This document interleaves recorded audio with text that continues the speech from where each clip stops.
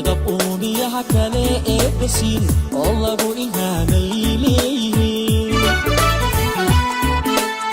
maarin iftiimay leeyihiin akhtar jabis dhalaalay leeyihiin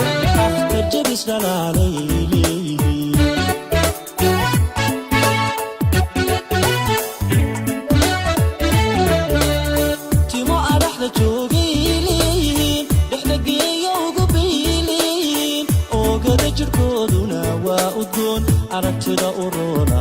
inatayadu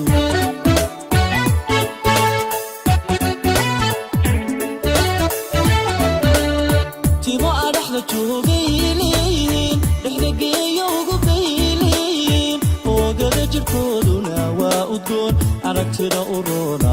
inatayadu